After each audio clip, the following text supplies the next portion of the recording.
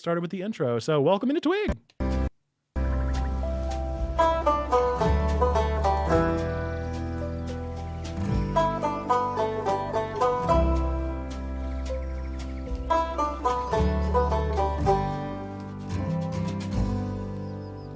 Welcome to Twig, your weekly, geekly, family-friendly news show that tackles everything from social media subscriptions to every fall anime, yes, every single one, with some games in between. If you are listening on the podcast, then be sure to give us a good review or click that like button over on YouTube. Also, hi, YouTube in the chat. Or come and listen live on Twitch every Tuesday night at 8 p.m.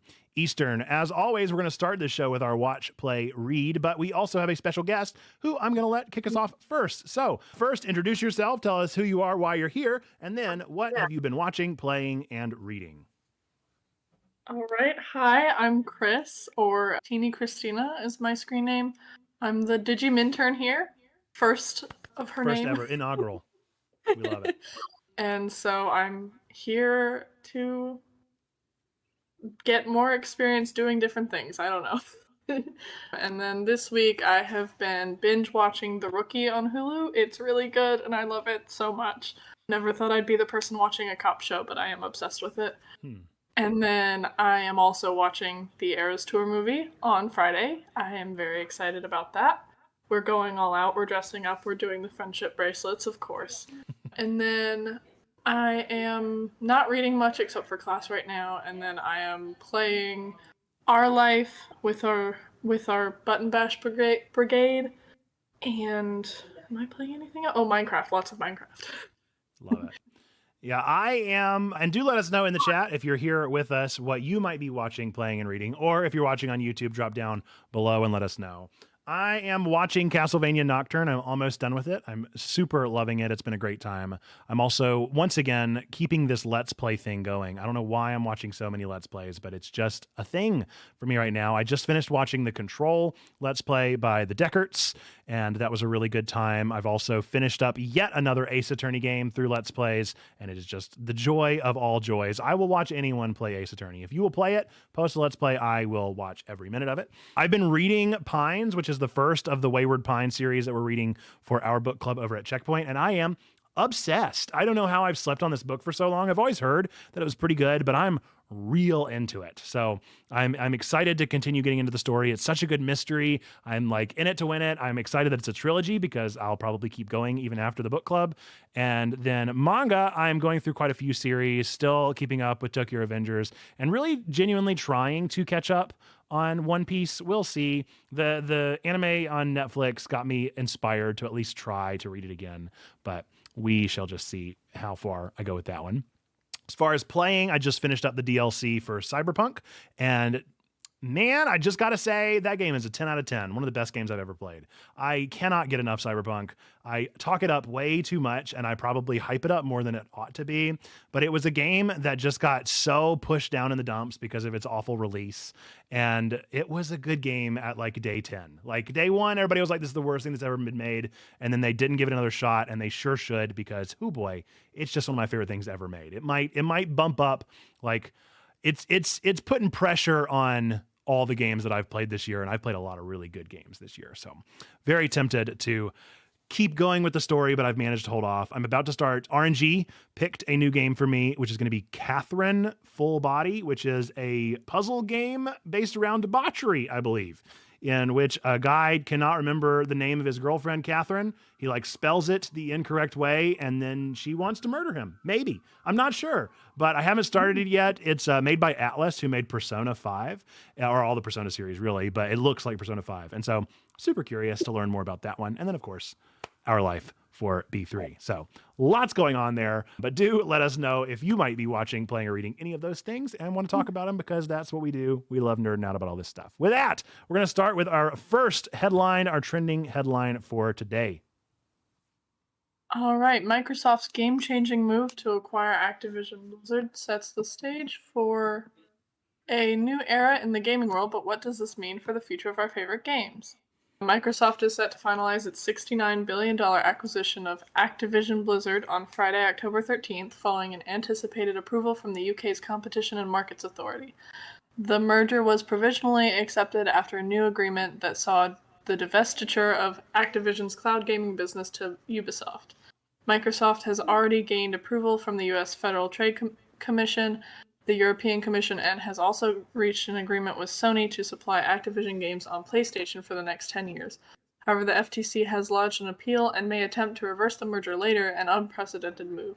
Once the deal is done, Microsoft plans to integrate Activision Blizzard's games into its Game Pass, but Xbox head Phil Spencer emphasizes that this process will take time.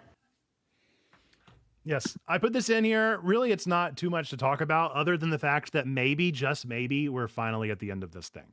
This has been around since the very beginning of TWIG, which is at least 29 weeks ago. I think this is episode 30. So it's been quite a long time that we've been talking about this, and it's been an even longer time that it has been discussed in the world. I'm excited to hopefully see the end of it. I'm curious to see the consequences of this merger, but I'm optimistic. I do think it's ominous that it's taking place on October 13th, Friday the 13th in October. That's a little spooky. So I don't know what they're thinking there. And you know, a little concerned about the fact that FTC has lodged an appeal. And so maybe there's some weirdness going on, especially as we're like seeing this weird net neutrality thing take place. Now we're having the FTC back things up.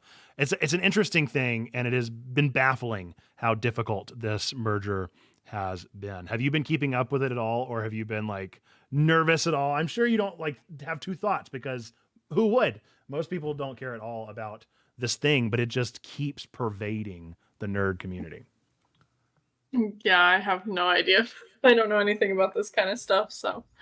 Yeah, it's been super interesting to follow, and the fact that it just keeps going on and on. And then we saw Jim Ryan last week, who is retiring. So I guess this means if they do postpone the merger, will they have to like make a new agreement with Sony, or is it going to be a whole new conversation if whoever takes over the head? It is a weird time to be a gamer with all these exciting games coming out, but with Microsoft kind of making these gigantic steps towards cementing the future of Game Pass. I did see a related article that said that a lot of the Activision Blizzard games that were like rumored to come to Game Pass are definitely not coming by end of year, which doesn't surprise me at all, considering that it's October 13th. This deal will finally be set in stone. It shouldn't shock us too much. The fact that we get anything from Activision Blizzard on Xbox with this tension in the air is probably a gift, but especially the bigger ones are just not going to happen. With that, let's move into our next article, which is wave goodbye to ads. Meta's offering an ad-free European experience, but at what cost, and what could this mean for the future of social media consumption? And the same goes for TikTok. Meta, formerly known as Facebook, is planning to roll out a subscription-based tier for its platforms, Instagram and Facebook, to offer European users an ad-free experience. This move comes as a reaction to a new EU law that necessitates user consent before displaying personalized ads. Meta's proposed pricing would be $14 per month for ad-free Instagram on mobile and $17 monthly for ad-free Instagram and Facebook on desktops. Users opting not to subscribe will still access the apps for free, but must permit Meta to show them tailored ads. And then the second is about TikTok. TikTok is reportedly testing an ad-free monthly subscription tier priced at $4.99. The development was first identified by Android Authority and later confirmed by TechCrunch. Currently, the feature is being trialed in an unspecified English-speaking market outside of the US. ByteDance, TikTok's parent company, hasn't specified if this subscription will only eliminate TikTok-served ads or if it will also cover ads posted by influencers such as Charli D'Amelio and Mr. Beast. So, any thoughts on this one? That's crazy. I can't imagine anyone paying for Instagram, or Facebook for that matter. But you know, I don't even use Facebook. Especially $15 a month, just about. That's a lot. The price was surprising. TikTok, actually both of them, but TikTok's ads are not really that invasive to the experience because you can swipe them so easily. And I don't feel like there's that many. Yeah. So I guess you'd have to be really concerned about them gathering your data in order to pay that much, but I feel honestly, like I'm more surprised, or the more thing I'm bothered by, at least by TikTok, is the new shop thing. The shop thing is about to drive me crazy because everybody's selling something now. And like the ads are half the battle. I can swipe past those. What I can't get past is every like two people that I see are like trying to sell me a new monitor or something random on their little shop down below them. So it's weird. I do think the price for Meta is outrageous. Whenever we compare it to like YouTube, Like I do YouTube Premium. I probably shouldn't, but they swindled me into it with that $1 a month thing. And then I started to use, or no, it was $1 for 3 months or something. And I used it for 3 months and I was like, this is the best. And then I can't quit it now. Like I absolutely love using it. I use it every day. And so I justify the cost because of using it every single day. So if it's something that happens with Meta, Instagram, Facebook, TikTok, it's something that I use every single day and brings me convenience on that feature, then I could easily be tricked into it with a good promotion. And that's what's such a mess about all of this. The pricing is pretty fair compared to YouTube, but I think that I don't use Facebook and Instagram like I use YouTube. It's a very different model and a very different like means of production. Like I don't really see myself as supporting people on Facebook and Instagram, whereas when I'm on YouTube, I'm supporting those creators. Like they still hold that influencer brand for me.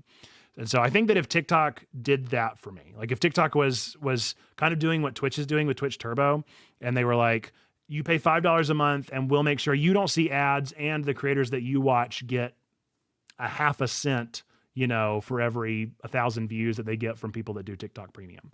That might incentivize me a little bit to consider it. But like you said, I'm really not bothered by TikTok ads, at least not right now. Yeah, I feel like YouTube ads are way more invasive because you can't skip them and they actually affect like how much you can view. Instagram and TikTok, you just scroll by. So what's weird is that I'm curious to see how much this turns into the same scandal that we had with marketing to kids in video games with like microtransactions, because this feels very much like a contrived thing. Like they're building in blocks to take away things from you so that you will then pay to put them back in place. And I feel like we've gotten in trouble with that in the gaming world. And I wonder if the social media world will be held maybe a little bit more feet over the fire by the FTC or whoever it might need to be to say like, you're creating this false sense of lack and then charging us to fill it in. That's how I feel about YouTube. Although I do love YouTube Premium, the fact that I have to pay YouTube to be able to do this or that thing whenever I know they can do this or that thing, it doesn't cost them anything to do this or that thing. They purely keep it as a locked off amenity is just a weird thing. It's very strange. I was not expecting this, but it seems like we're taking more and more steps towards this subscription model as far as social media is concerned. And I don't know what the future looks like for it, but I'm a little bit scared of it, especially whenever YouTube like raises its prices, Disney Plus raises its prices, Netflix raises its prices like every other day. It's an anxiety producing thing whenever you're in my shoes of like being in content creation. And not only being in content creation, but being a church content creator. Like that's a weird world of knowing like, how much am I going to have to pay just to get my stuff seen? Or how much are they going to ruin these apps so that nobody will see it anything because we're all off social media? It's a scary place to kind of walk in between, but do let us know if you have any thoughts about social media or the subscription prices that they keep introducing in that chat section. We're going to move into a long tirade. I thought about giving this one to Chris just because I wanted to see her pronounce all of these names and all of these shows. But this is all of the fall anime of 2023. We do this once a season here on Twig, where I will go through all of the different anime because I love anime, doggone it, and I'm convinced that I'm going to do everything in my power to make other people love anime too. And so I'm going to talk about all the anime that are releasing this fall, some of which have already released because this was supposed to take place about 2 weeks ago, but I was out of town and then I was sick and then all this mess. So we're doing it today. But this is all of the anime coming out in what's known as the fall anime season, starting on September 28th. These are all the September releases. The 28th, A Girl and Her Guard Dog is coming to Crunchyroll. My Daughter Left the Nest and Has Returned, an S-Rank Adventurer is coming to Crunchyroll. Sasaki and Miyano Graduation is a movie. On the 29th, Frieren Beyond Journey's End is coming to Crunchyroll. September 30th, Ragna Crimson is coming to High Dive. Then Firefighter Daigo, Rescuer in Orange is coming to Crunchyroll. Moving on to October. October 1st, Berserk of Gluttony is coming to Crunchyroll. MF Ghost, also Crunchyroll. Shangri-La Frontier, The Family Circumstances of the Irregular Witch, and Overtake with an exclamation point. Those are all coming to Crunchyroll. October 2nd, we also have a Crunchyroll sweep once again. A playthrough of a certain dude's VR MMO life. I'm in Love with a Villainess. Ron Kamanashi's Forbidden Deductions. Migi and Dolly, Shy, and B Project Season 3. Coming out on October 3rd, Crunchyroll, The Saint's Magic Power is is Omnipotent Season 2. And then Tokyo Revengers Season 3, which if you haven't been watching Tokyo Revengers, you absolutely should. Paradox Live, the anime. October 4th, 16-bit Sensation, Another Layer is coming to Crunchyroll. Kimurabi God.app, which I'm very excited for, is coming to Crunchyroll. Season 2, coming to Crunchyroll. The Eminence in Shadow Season 2, coming to High Dive. Here comes another one for you, Perry, another isekai title. I'm Giving the Disgraced Noble Lady I Rescued, a Crash Course in Naughtiness is coming to Crunchyroll. Bullbuster is coming to Crunchyroll. October 5th, The Ancient Magus' Bride Season 2, Part 2. This is one that everybody tells me to watch. I started, and I haven't quite gotten into it yet. Crunchyroll. Under Ninja, Crunchyroll. The Currymen, Crunchyroll. October 6th, Hypnosis Mike Division Rap Battle, Rhyme Anima Season 2 is coming to Crunchyroll. The Rising of the Shield Hero Season 3.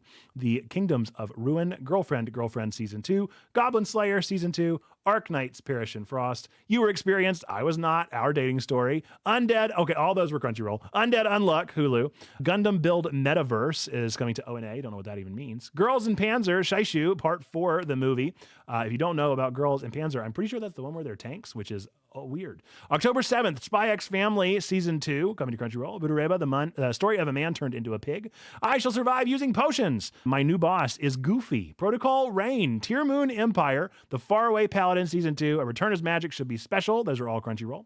The Vexations of a Shut-In Vampire Princess coming to High Dive. Kibo no Chikara Otona Procure is coming out at some point. October 8th, The 100 Girlfriends Who Really, Really, Really, Really, Really Love You. The 7 Deadly Sins, 4 Nights of the Apocalypse, and The Idolmaster Million Live. October 9th, Dead Mount Dead Play, Part 2. Stardust Telepath, both those are coming to Crunchyroll. October 10th, After School Hanako-kun. October 11th, Dr. Stone New World Part 2. October 17th, Heaven's Official Blessing Season 2. October 20th, Mass Danshi wa Koshitu Kunai Noni is an OVA.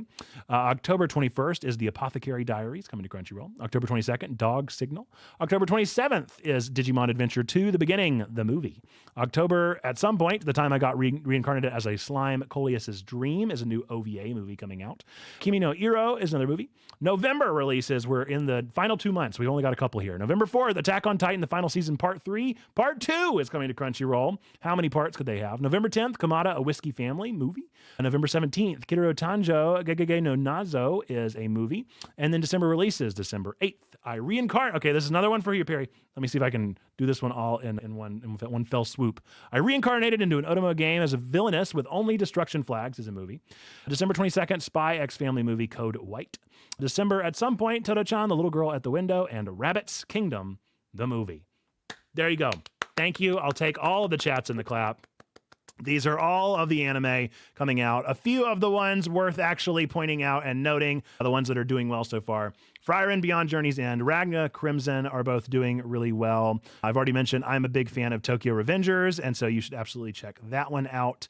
Shy is a pretty good one coming to Crunchyroll about a superhero. Japan's every country has a superhero, and Shy is the superhero of Japan and is notably Shy. The Eminence in Shadow is a pretty good one coming out. Season 1 was a lot of fun. Which one was that? Shy? Shy is on Crunchyroll, of course. They're like all Crunchyroll. Tokyo Revengers was on, hang on, I can find it, Disney Plus and Hulu. And Eminence in Shadow is one where there's this guy that basically is like completely faking being a hero and is managing to fool everybody. It's a lot of fun. Magus' Bride, like I mentioned, that's one that everybody loves. Goblin Slayer is one of the big ones that got people's attention. Undead Unluck maybe is a new good shonen. 7 Deadly Sins, if you like that, they've got a new movie or new show out, and maybe it's good. I'll be interested to see who actually produced it because they've gotten back and forth so many times now. Everybody loves The Time I Got Reincarnated as a Slime, so I don't know if that OVA is going to be any good, but maybe. And then, of course, Attack on Titan. Everybody knows Attack on Titan at this point, I think.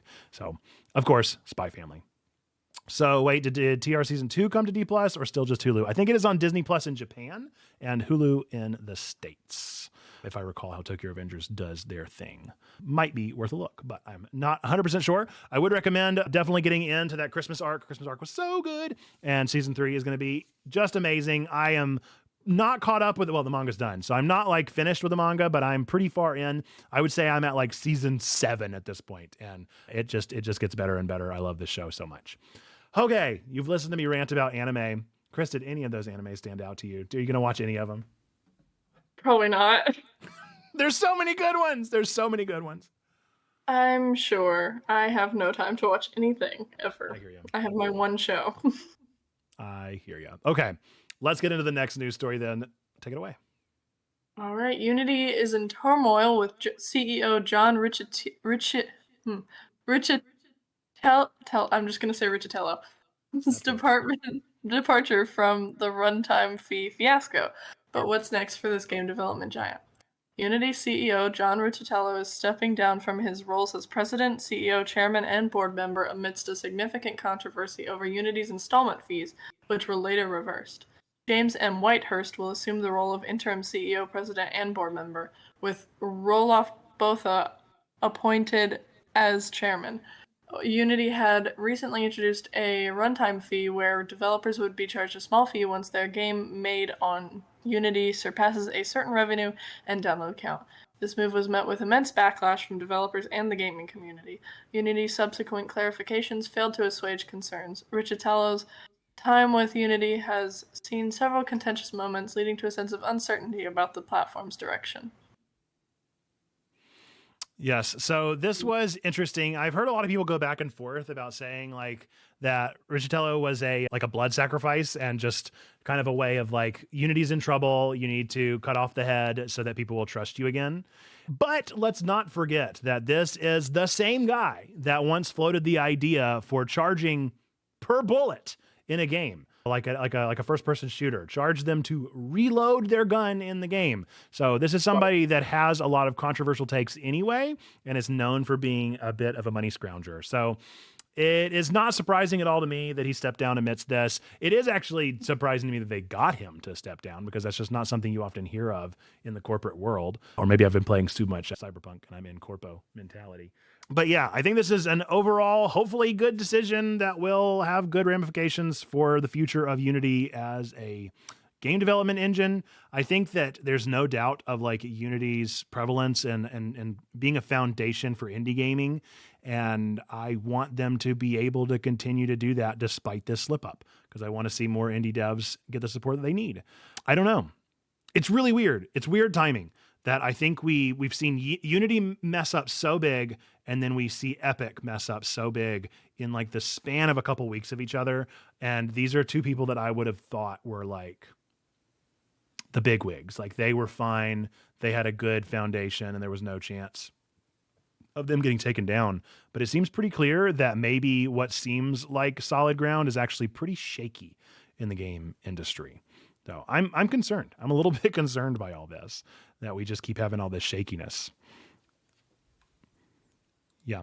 So this has been an interesting one. I'm curious to see what will come out of this next, and if anything more will happen in the future, or if this will be kind of the end of it and now Unity will start to rebuild and work towards something better, or if we'll hear even more, or if they'll not walk back as far as we thought now that they've made this sacrifice. Time will tell.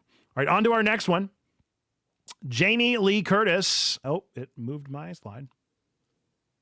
Jamie Lee Curtis as Dr. Correa in Netflix's One Piece. The team's writing with her in mind, and fans are here for it. Jamie Lee Curtis is almost confirmed to play the role of Dr. Correa in the second season of One Piece on Netflix. Co-showrunner Matt Owens has expressed that they are specifically writing the character with Curtis in mind. Although the ongoing actor strike has delayed official talks, both Curtis and the One Piece team are very enthusiastic about collaborating.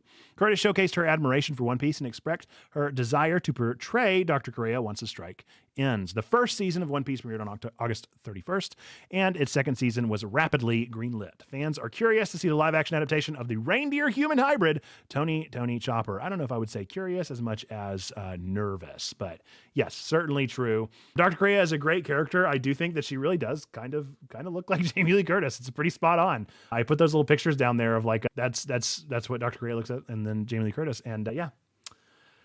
Pretty accurate. I'm curious to see if this all goes through, and if it does, what they do with it. And again, if it just becomes a truly like blurst moment with Tony Chopper. If you've never seen Chopper, Chris, he is this tiny little like cartoon reindeer thing with a giant red hat with an white X on it.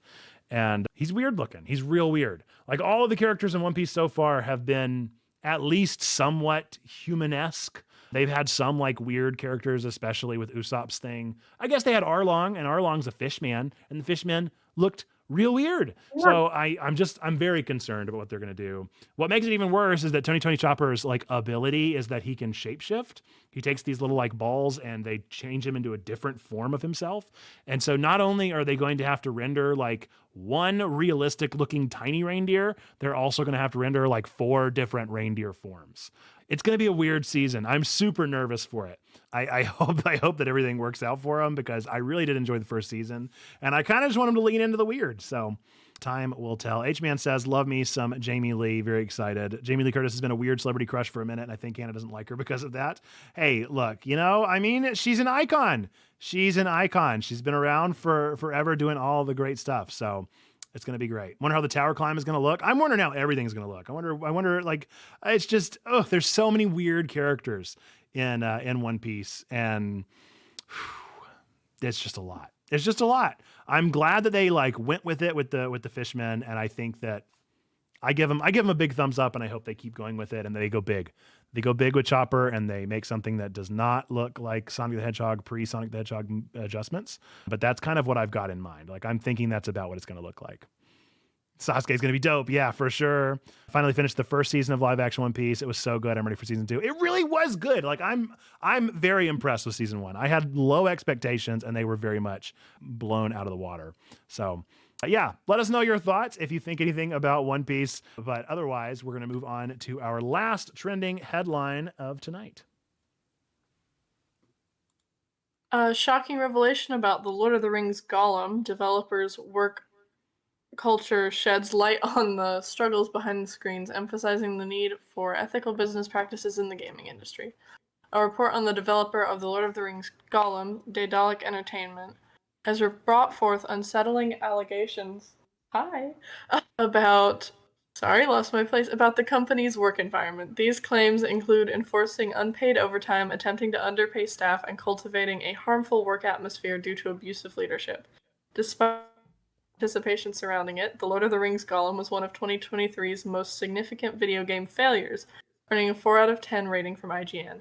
After its disappointing release, Daedalic Entertainment disbanded its development team, resulting in the termination of 25 employees. A video report titled Why Gollum Had to Fail by the German publication Game 2 reveals these allegations and more about the game's lackluster budget, leading to its shortcomings. They also claim that the publisher, Nacon, employed an AI tool named ChatGPT to draft an apology after the game's shortcomings became evident. It's rough. It's really rough, and it just keeps getting worse. I don't know if it was ChatGPT or the writer of this IGN article that said high anticipation surrounding Lord of the Rings Gollum. I don't think that's accurate. I think we all pretty much knew that game was going to be a nightmare. Maybe I'm wrong. Maybe people were very excited about it, but it looked bad from the first trailer we saw, and then it kept getting delayed, and every time it got delayed, they would show something, and it always looked bad. So I don't know if I'm just fooling myself and everybody else was excited about it, but I was never at any point excited about this game. I thought it looked like a nightmare from beginning to end. And so I don't know about high anticipation. I knew it was going to be a 4 out of 10, if not even worse than that. Of course, disappointment and the bummer with all of this is the obvious abuse that took place, and just, it's never good. It's never good when you hear this. And especially, you think about the worst part could be the termination of 25 employees, but it gets so much worse than that because you know that these people had a harmful work environment right before it. So the termination is almost the best part of the story because at least they got out of it, and hopefully they're into bigger and brighter things and have another job that will treat them better. Yeah, it's so bizarre. This whole thing has been so bizarre. I still think that maybe there's like some shilling going on. I know that may sound conspiratorial, but I just think this feels very much like a money laundering situation. And so that's very much like maybe more dramatic than it needs to be. And I'm turning this into a cool movie, but it's a mess. It's a real mess. And it just we keep finding more and more dumpster fires every time we turn over a new leaf. Very excited to try and find that video report. I would like to read it or watch it or whatever means it might be available to me or translated for me. Why Gollum had to fail. I want to know more about that and more about what is revealed. I would love if Jason Schreier would maybe pick this up and run a good story for me to know even more. I was glad there was a little bit of levity with ChatGPT there to make it at least a little bit funny, because that's hysterical. That's how they wrote their apology. It's just bizarre. I don't even remember the apology being that good. Like, I think it was just a generic apology. So they really They could have just found one online, let alone asked ChatGPT, which is, it just found it online anyway. Yeah. Very strange. Very strange thing and a very strange set of events. H-Man compares it to the story of the musical The Producers, 100%. Would this have been worse if this game was a huge success?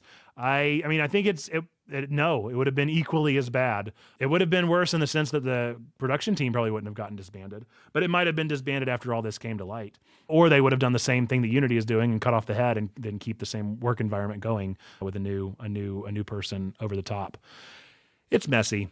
It's very messy, and I am hopeful that this will not be a recurring trend, especially with a franchise as iconic as The Lord of the Rings. I think that's the real surprise here, is that the Tolkien estate got everything and they got away with this. Very bizarre. Very bizarre. All right, with that, we're going to move into everybody's favorite, officially voted upon segment of the show, Cryptic Critiques. That is right. It is time for Cryptic Critiques. Cryptic Critiques. This is the game show where I find 1-star reviews to 5-star games, read them off, and see if I can get you to guess what the game is for this time. Chris does not play a lot of games, so this was a tricky one, but I think I found something that's doable. It's doable. If you get the meme, then you're going to get it right away. I thought I made this one very easy. If you don't get the meme, then this one might go right over. But don't guess in the chat until Chris gets a chance to guess, and then we'll do the grand reveal. So be thinking of what your answer might be, and we'll find out if you can get this one. So first prompt number 1, really makes you feel like you played a pretty good game. Really makes you feel like you played a pretty good game.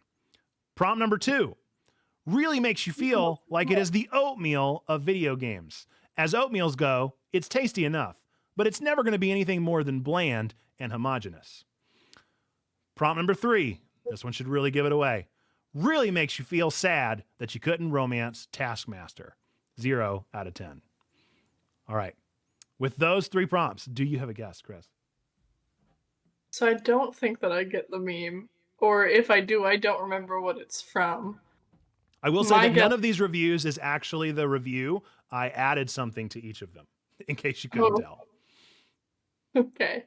My guess was just because I know that Taskmaster is in Marvel's The Avengers, and that was my guess. Oh, you're so close! You're so close. You almost have it. Would you like to take a second guess? There's not a lot of other Marvel games that I've played, because most of them aren't good. Well, also think about Marvel's Avengers is definitely not a 5-star game. What is a 5-star Marvel game? The only Marvel games I know, well, there's Taskmaster and Spider-Man? It is Marvel Spider-Man! The biggest one! Yes. So the meme for this game is that every reviewer writing a review for this game for like ever all said that this game really makes you feel like you're Spider-Man. This game really makes you feel like Spider-Man. And it became such a thing where everybody said it that it became like everyone would start saying it. And so there would just be hundreds of reviews on like IGN, and they would all say the same thing. They would just say 5 stars, really makes you feel like Spider-Man. So that's why I said really makes you feel like blank, blank, blank. So yeah, that was the meme. I also had to change up the language just a little bit from romance Taskmaster from another word, but yeah, 0 out of 10. They really wanted some more options with Taskmaster, who is also notably pretty atrocious looking in the original before the remaster. So maybe lean into that meme a little bit further. So let me know in the comment section, did you get that one before prompt 3? When did you get it? When did you know the answer? Did you fall for the meme? And yeah, good stuff. Good effort. You totally got it. You nailed it. You nailed it. Absolute success. Okay, we're going to move on from Cryptic Critiques into our To the Discord segment of the show. So to the Discord, if you would like to submit news to us here on the show, you can go to bit.ly/DearTwig, DearTwig, and let us know what kind of news is going on in your world. Or even better, you can go join our Discord, !Discord in the chat. And when you join our Discord, you will have the opportunity every Monday to go over to Ask Questions, Get Answers, one of the sections under our chat point section. And you can put in the news there because I'll ask for everybody to submit news. So we have 3 pieces of news submitted today, all by Perspective. And the first one is right up. In the wake of significant layoffs at CD Projekt Red, Polish game developers rally to form a new union, championing transparency, job security, and the future of their industry. Following multiple rounds of layoff at CD Projekt Red, the renowned studio behind Cyberpunk 2077, a new union has been established for game developers in Poland. You absolutely do not have to read this title. I was gonna say, 100% do not have to read this. titled Polish words Polish or Game Polish. Dev Workers Union is what it is in English. This organization aims to represent everyone working in the Polish game development sector, including roles in development, marketing, publishing, and operations. Founded by Lev Key and Paweł Miska, both current CD Projekt Red employees, the union's primary mission is to ensure job security, fair treatment, and transparency, emphasizing dialogue over confrontation. The union came into existence after CD Projekt Red's announcement in July about laying off approximately 100 employees by March 2024. They believe that large-scale layoffs are harmful to the game development industry, and this union will offer protection and a unified voice during challenging times. Yeah. So this is obviously encouraging to me because I really like CD Projekt Red work as far as Cyberpunk goes, and I'm encouraged that they're taking steps towards unions. And I always think that more unions are going to be a good thing. Protect your workers and protect your employees and make sure that work is done fairly and properly so we don't have more things like Lord of the Rings Gollum. I think it's all around good. I am still bummed they're having to do such a massive layoff in the meantime, but hopefully this means that the future is bright. I also hope that there was another article that I was thinking about doing that talked about the cost for Phantom Liberty as well as the 2.0 fixes for Cyberpunk and saw like how many hundreds of millions of dollars that it cost. So there's no doubt that gaming is just an incredibly expensive thing and creating games is incredibly expensive, but I am hopeful that this will be a good step forward to more responsibly using that money to make the games work in the first place and hopefully not be so hungry for an open world game that you leave so much on the cutting room floor and instead lean in to something a bit more. They lost a ton of money due to 2.0 and Phantom Liberty. They also made a bunch of sales, so I'm hopeful that they can recoup at least a little bit. And I will say, they're both great. They're fantastic. Phantom Liberty and 2.0 are big thumbs ups from me. So they're worth the money, I guess. I mean, I don't know that, but they're worth the expense, I suppose, that it took for the employees to do them. And I hope that they're able to find a way to recoup that money. I'll buy merch. I'll buy Cyberpunk merch. I'll do whatever I got to do to recoup this money, but I would love to see them. They're making a Cyberpunk 2 no matter what. So I want more from them. And I know that CD Projekt Red has got the capability of doing it. I just want to make sure that they're doing it properly. So it's good stuff. Sneaky enjoy Cyberpunk, maybe my favorite game of all time. Next up, another one from Perry. Facing financial woes, Epic Games recalibrates Unreal Engine pricing for non-gaming sectors, all while grappling with the ethics of profit and layoffs. Epic Games is set to increase the pricing for its Unreal Engine for non-gaming developers.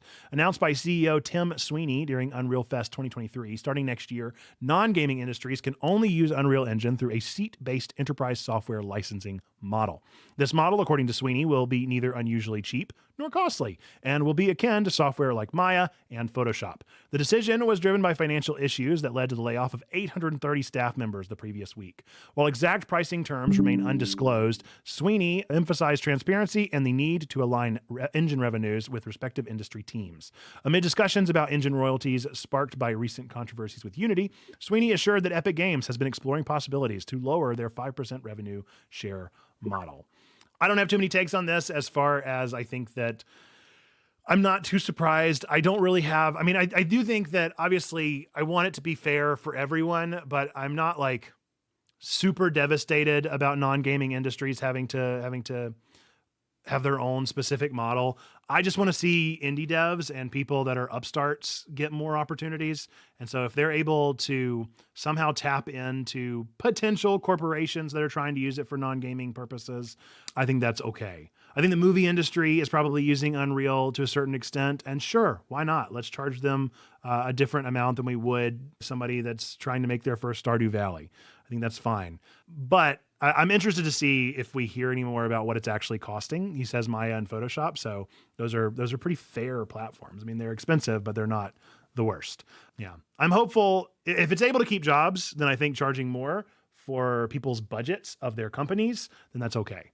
And especially if it's able to both support jobs and lift up indies. So yeah, interesting stuff going on there. Let us know in the chat if you have any more to say about that. Perry says indies and small studios and startups flex. Absolutely. And it's hard to deny the good that Epic has done in the midst of all the bad they've done in the past 2 weeks. So it's a weird, nuanced situation. And I'm just hopeful they're able to stay on the up and up. And after they make these necessary provisions, that there is something brighter ahead. All right. With that, we're going to go into our next story. Stray Gods steals the spotlight at the Australian Game Developer Awards 2023 while individual champions uplift the industry in exciting ways. At the Australian Game Developer Awards 2023, Summerfall Studios' game Stray Gods, the role-playing musical, took the top prize as Game of the Year. It also won in 2 other categories, Excellence in Accessibility and Excellence in Music, while SMG Studios' Moving Out 2 and Studio Folly's Gubbins secured awards for gameplay and sound design respectively. Playside Studios was crowned Studio of the Year. Individual recognition was given to Trent Custers, co-founder of League of Geeks, who won the Adam Lankman Award for his exceptional contributions to the industry. The ceremony marked the end of 3 days of Game Connect Asia Pacific, all part of Melbourne International Games Week. So you may or may not remember this game. We played the demo for it on one of our Demondays, and it is a musical. It's straight up just a role-playing musical in which I thought all the characters actually looked like 2000s era DC cartoons. Like I thought they really looked like the classic like Superman and Batman, the animated series, Justice League, all those style of superheroes, but they were based around the mythical, Greek gods of the pantheon. And I never, the demo was okay. I kind of got it. I really liked the voice actors a lot, but I didn't really get the like game part. It was just kind of a visual novel, which is fine. I'm fine with that. But I'm excited now. I might bump it back up the list because if it's winning these Game of the Year awards and doing good, I'm interested to see if it makes it anywhere on the actual game awards that, we watch every year. But neat stuff. Do you think you'll play a game? Go ahead. I think I missed that one, but it sounds really good, so I might have to check that out. It's got a couple of your niches in there that are like very specifically tuned. Got the pantheon and music, so checks a couple of those boxes. And I think you would really enjoy the characters. And it's just look, it did feel like just a visual novel. I don't mean that in a derogatory way, but it did feel like a visual novel more than a game, in the sense that I thought Goodbye Volcano High should have been. This is outside baseball that we're talking about right now, but that's where I kind of lined those two things up, which is fine with me. I'll continue going with it probably. It'll at the very least be added to my wish list. We'll see if it makes it in anytime soon. It's all up to the RNGesus within us all. With that, let us know your thoughts if you're going to play Stray Gods, if you've already played it and you think it's deserving of the GOTY title. But we're going to move into not everybody's favorite segment of the show, but a pretty doggone good one. At this point in nerd history. At this point in nerd history, what came out in nerd history this exact day throughout time and space, October 10th throughout time and space? What games, what movies, and then one random little fun fact from the comic world. We're going to talk about what these are. The first one is what games came out on this date. So we start with in 2016, a rhythm game called Thumper came out. 2013, the Stanley Parable demo. The Stanley Parable, fantastic game, and the demo released in 2013. I think I remember playing it. I don't know if I played it on the first day, but I definitely played it pretty quick because one of the Game Grumps or Rubber Ross or somebody played it, and I got super into it.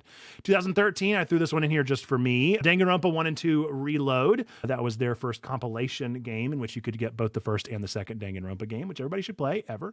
2007, Team Fortress 2 released, and on the same day, Portal released, which is interesting. I didn't realize those two games came out on the same day. 2005, Zoo Tycoon DS. That's another one just for me because I cannot tell you the amount of time that I spent playing the Zoo Tycoon, waiting for my table to be ready at a restaurant. My parents would take me out to eat, and I would go sit at the table to wait, or I would sit in the waiting area and play Zoo Tycoon. That is a foundational memory that is in my brain forever. And then in 1994, Doom 2 was released. Movies that were released on this day in history. One of the best movies of all time back in 2003, Kill Bill, Volume 1, a fantastic Tarantino film. And then 2003, House of the Dead also released. And then our random fun fact, our random point in nerd history, 1965 was the first time that the Red Baron made his first appearance in the Peanuts comic strip. So Snoopy's rival, Snoopy. Is it Snoopy's rival? Which one is the Red Baron? Is he the rival or is he Snoopy? I can't remember anymore. It's been too long. Red Baron, nevertheless, made his first appearance. If you happen to know in the chat, correct me, because I can't remember who Snoopy was and who was Snoopy's rival. Chovy says still haven't tried Thumper. He was the rival, but looks cool. Yeah, Thumper was a good aesthetic. Definitely a cool looking game. Any of those games mean anything to you, or games or movies or random facts there, Chris? All I could think about was that those 2 movies came out the year that I was born. Oh, kills me. It kills me. I haven't played or seen any of this. The only thing I know about is the Red Baron, I guess. You don't, well, hang on. So you don't know about Kill Bill? You don't know about Portal? You've definitely heard of Danganronpa because I talk about it incessantly. I've heard of Danganronpa, I've heard of Portal. I've heard the name Kill Bill, I think. I couldn't like identify it. I've heard of a lot of these, I've just never played them. I don't know if Portal has like 2-player that is long distance, if it's like online multiplayer. If they do, that's what we should do for the checkathon, because you gotta play Portal. those are legendary games. So yeah, we gotta get through those at the very least. I think you'll super enjoy them. They're really fun puzzlers. But yeah, 2003, Yeah, that's killer. I played a lot of games. Early on, I just played Star Wars games and like a couple Wii games. Yeah, But Portal 2 co-op is a lot of fun. We got to find out if it's online or if it's just in person. If it's local co-op, then obviously won't do. But if it's online, that would be a great idea. Okay, well, that has been a great at this point in nerd history. Do let us know if any of those resonate with you or if you were also born in 2003. Regardless of where you might fall in that spectrum, we're going to move into another excellent segment of the show.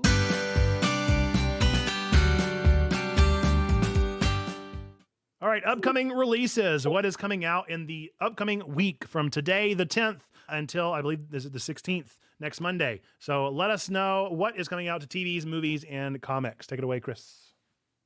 so for TV, today, The Riddler's Secrets in the Dark released on Spotify.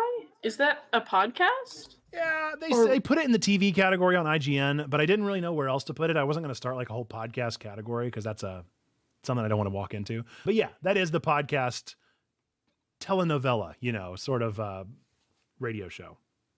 That sounds fun. Frasier is coming to Paramount Plus on the 12th, as well as The Fall of the House of Usher on Netflix. Can't wait.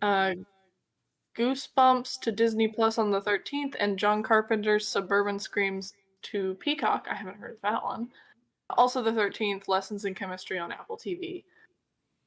For movies, tomorrow, Awareness releases on Netflix. On the 13th, Fair Play, also on Netflix. The 13th, we have In the Fire. I don't know where that one is. If it doesn't have anything, it's coming to theaters. Gotcha. Silver Dollar Road on Prime Video. The Conference on Netflix. The Persian version in theaters. And then on the 15th, Once Upon a Studio, ABC Disney Celebration. Is that on live TV? Yeah, coming to ABC. It's like the 100th anniversary or something. I can't remember what we're in at this point, but it's, some kind of celebration they're doing. A big amount And then of stuff. Comics, just today, there's Serial, and then The Mysteries, which is a Calvin and Hobbes spooky comic. Well, that's how I put it, yeah. It is a spooky comic from Bill Watterson, the Calvin and Hobbes creator. So I don't think Calvin and Hobbes are in it. I believe it is very much for adults. I think it's very scary, or at least unsettling, and unlike Calvin and Hobbes, I wouldn't recommend it as a bedtime book. There's a couple of really exciting ones in here.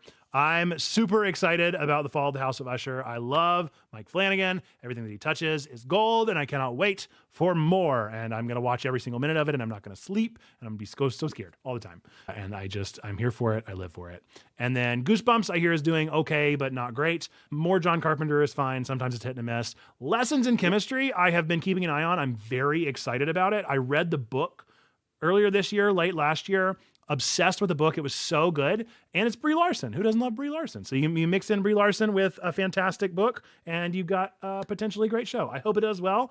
I've never watched a single thing on Apple TV Plus because it won't work on any of my devices because it hates me. And so maybe I'll eventually get to watch this show, and maybe that'll be the thing that finally breaks the dam, that now I'll just start watching Ted Lasso, and I'll start watching Lessons in Chemistry. I'll just get through all these shows now. Maybe. Highly recommend the book, by the way. I don't know if the show will be good or not because it hasn't come out. I hope that the show is good, but the book is phenomenal. Other than that, I don't think there was anything else that I wanted to point out that were good ones. Let's get into games. Games coming out over the next week. Coming out today, Harvest Island is a new farm sim with a spooky twist. Long Gone Days is a war RPG, and then Wild Card Football. On the 11th, The Front, a survival open world game. On the 11th also is Total War, the latest in the Total War series, titled Pharaoh. On the 12th, Astro Smash is a shmup remake of the old classic Astro Smash that has been re-envisioned. The Devil Engine Complete Edition is another shmup with a bunch of shmup games. A bunch of shmup games smashed in there, not smashed in there, which I almost said. On the 12th, Haunted House. Also on the 12th, another remake, River City Rival Showdown is getting remade. The classic one from the Daft Punk music video, for those of you that know the deets. Star Trek Infinite, I believe, is officially releasing. I think it's been out forever, but now it's coming out of alpha or something. The Company of Heroes is getting a full collection on the 12th. Tribe Primitive Builder. Alphadia 1 and 2 is a classic JRPG being remodeled a little bit. Everybody's been waiting for this one. On the 13th, Cut the Rope 3. Man, have I been waiting for another Cut the Rope game. Can't wait to see more ads about Cut the Rope 3 finally releasing on all of our favorite app stores. On the 13th, actually exciting, Lords of the Fallen. We'll see if it flops this time. The 13th, The Grinch Christmas Adventures, appropriately releasing on Friday the 13th in October. On the 14th, Transformers Earth Spark Expedition. And on the 15th, a classic games collection of Jurassic Park, including all the games from NES, SNES, and Game Boy era. So a lot of games there. Any of them catch your attention there, Chris? We'll cut the rope because I can't believe they're still making a game for that. They That's just had to get wild. more puzzles. They had to get more puzzles. Yeah. I haven't thought about that game in so long. And none of the others really were big for me because my big one was Mirage, which I won't be playing anytime soon. I'm just excited about Assassin's Creed making more games. Yeah, I'm curious. This week is kind of like a remake week. Everything felt like a remake or a remaster or a revision of a game from like the 80s or 90s. And so that was a weird twist. Even Lords of the Fallen, I mean, that's not from the 80s or 90s, but that's a revision of a game that already exists.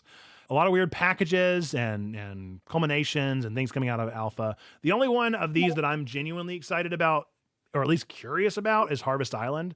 And we will see if I end up playing it or not. I remember seeing it on TikTok, and so that's the reason why I'm most curious about it. Because it's basically like you're on this farm sim, you're given a patch of land that you're supposed to take care of, but then they're like, also, don't go out at night.